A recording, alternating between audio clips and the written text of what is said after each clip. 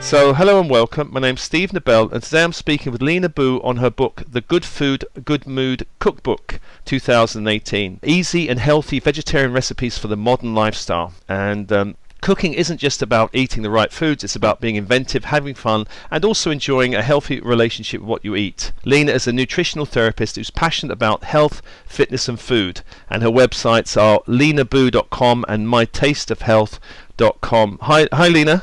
Hello. So welcome, and I know you're speaking from sunny France. Yeah. How did you get interested in this whole field of cooking in the first place? Well, it started when I was growing up in the countryside in Sweden, and I never thought I would be working like as a chef for real one day. Yeah. It was I always been very creative and living in the countryside and always close to nature, and I loved eating and I loved experimenting with food, and I think my passion was nutrition and sports also when I was young, and I'm starting to study nutritional therapy when I was about 17 years old.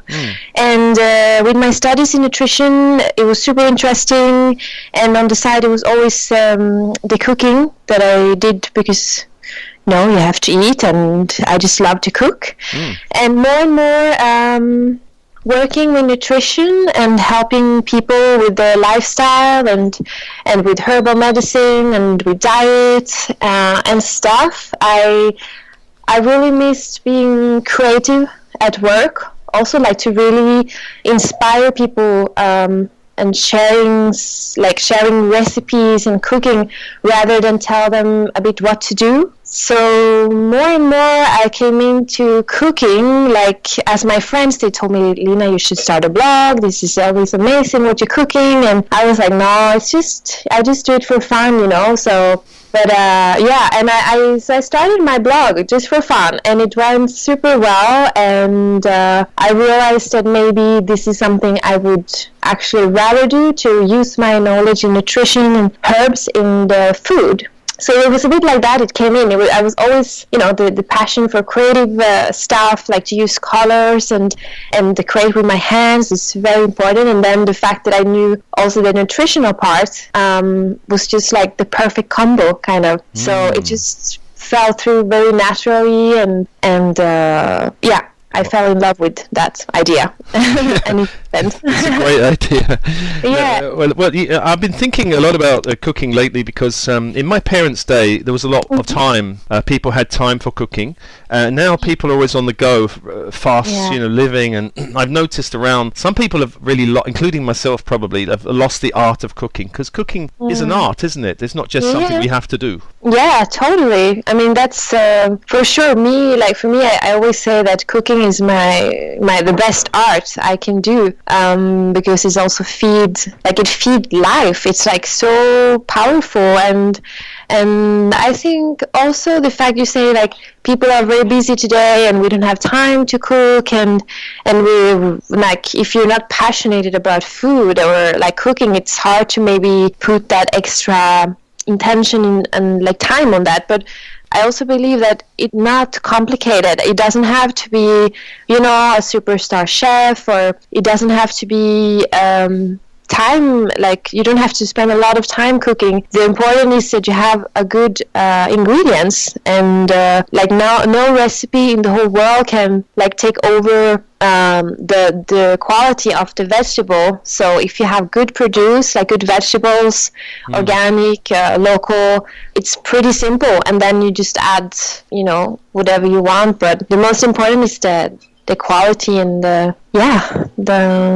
that's the most important, I think. Well, in London, there's again this kind of polarity between very unhealthy eating and a whole surge in organic and farmers markets. I guess France may be the same. So there's a lot of people going out eating fast foods or just throwing stuff in the cooker and don't even check what's in it. But then there's this whole organic thing, and I've been really taken up by that, and really over the years been eating more organically. Do you see this in other countries, so that there's this kind of blend of some people super interested and the whole, maybe the majority of people not so interested? Yeah, totally. exactly. It's also very different in countries. Like, for example, growing up in Sweden, the whole Swedish culture and the general like vibe over the country is like in Sweden. Most of the people are very conscious about their health, and that includes also, like, of course, the food, but also people are very sportive, and in general people are very aware, like, in advance about, like, the gluten and the sugar, what it does. And because it's also very, like, on the TV they have a lot of programs, they inform people a lot. There's kind of more alternative TV shows, for example, that would never maybe be showing here in France, like, for example, about meditation, or like, it's coming more in France too, but what I want to say is definitely this fine line between being super organic, eating all local, and what people call hippie kind of, and then the extreme, a bit uninterested, and the thing is, the reason is also because this is somehow a business that kind of, just the fact that the sugar is so addictive, and the people who fall into this kind of trap of sugar and gluten and dairy products that actually acts like a drug in our body, and the addictive,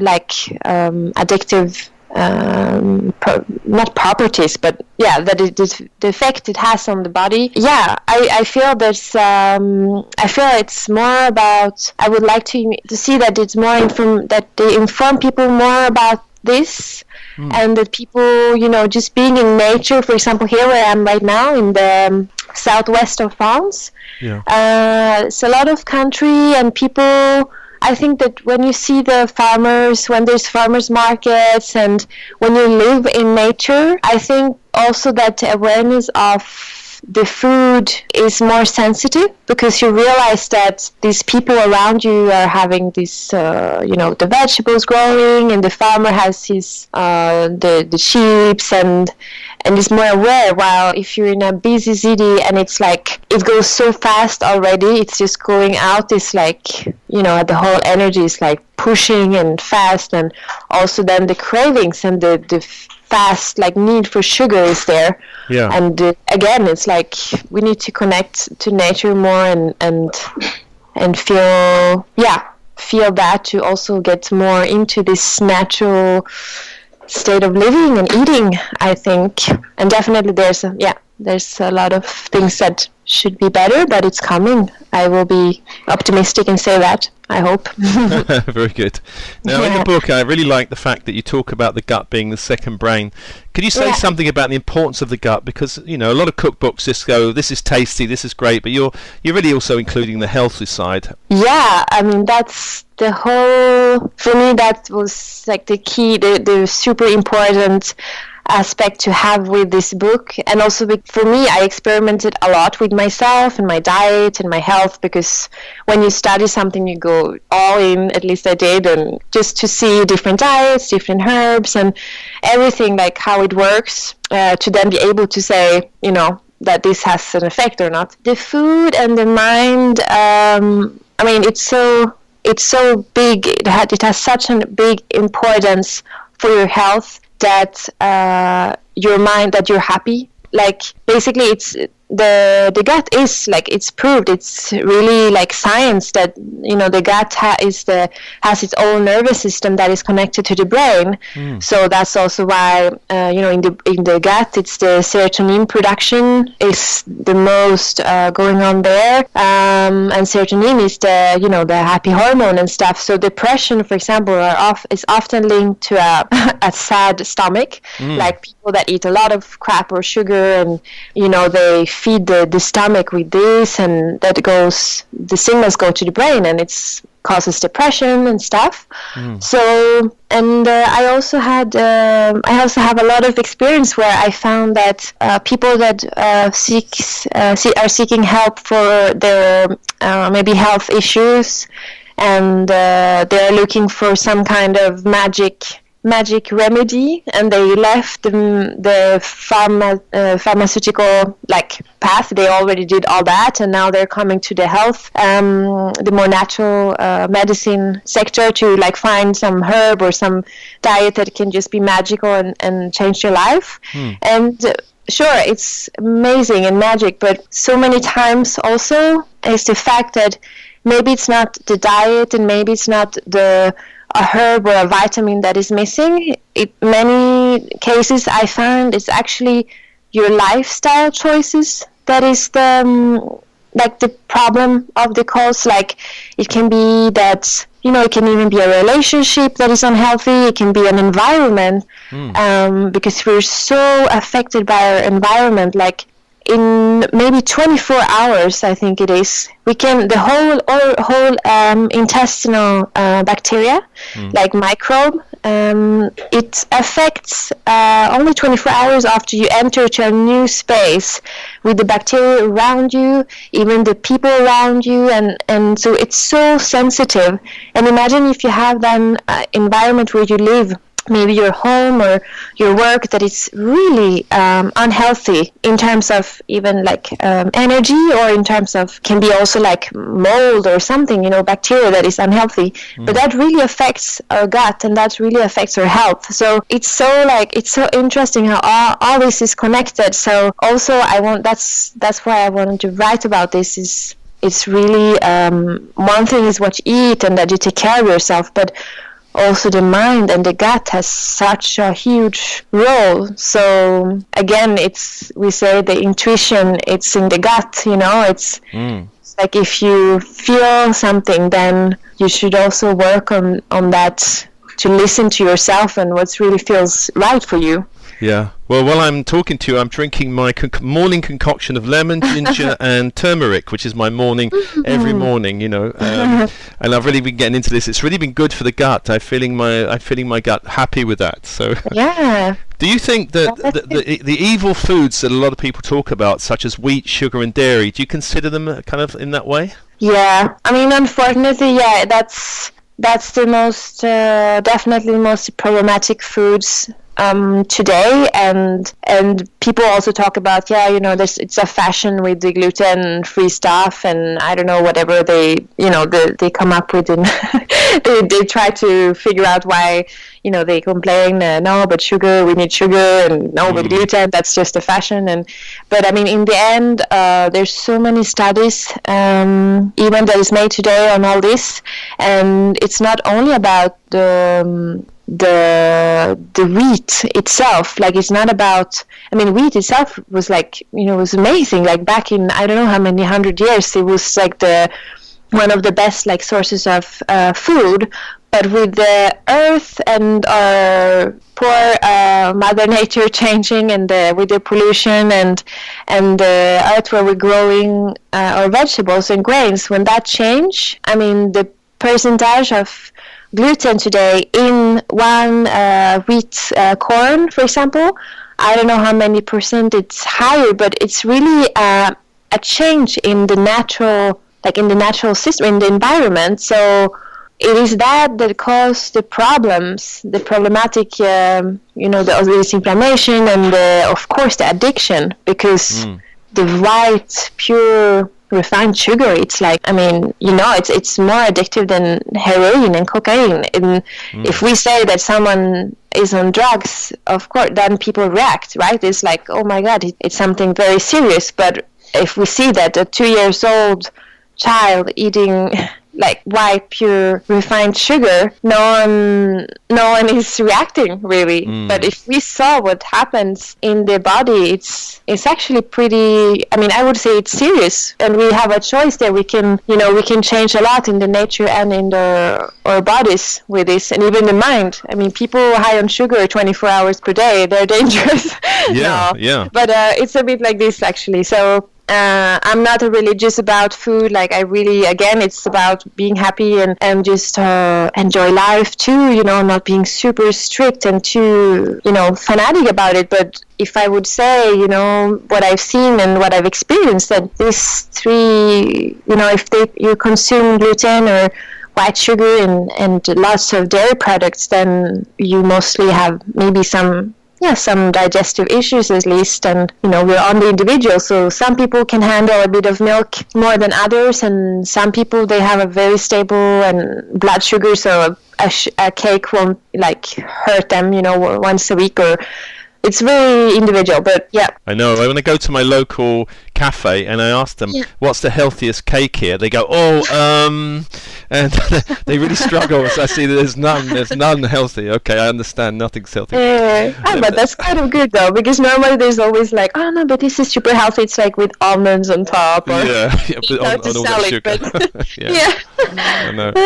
So let me ask you about globalization and seasonal eating. Because of globalization, we can eat anything practically any time of the year. Is it important to return to a more seasonal way of eating? Yes, it's super important. It's my biggest right now, like after the book release, and right now I'm all about even more, like as I have farms around me, and I'm happy to have like I can actually make a choice. Like I can search for a product that is organic, and I can work with local farmers a lot when I work for different yoga retreats or other work, and that's definitely something we have to learn. Like it's the most, like the food industry today, it's so big, and as you say, like you can get anything anywhere anytime. And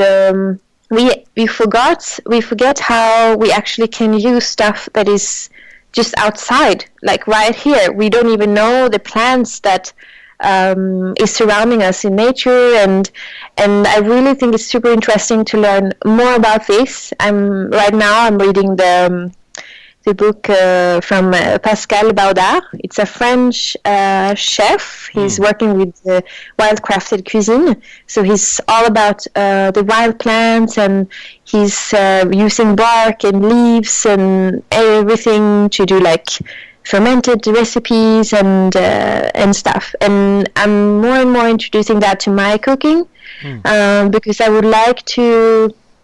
Every time I do like a pop-up in a restaurant or when I cook for people, I always like to have a little surprise, like introduce some wild plant that I took myself from nature, or even do a pesto with dandelion and do like stuff like this to introduce back to people the nature around us. And for sure that can... I think that if everyone thought a little bit more like this, I for sure think that it will... The global like effect of it would be, of course, like, I mean, especially on health, it would be so much different. I think it could have a huge effect and powerful message to the world, actually.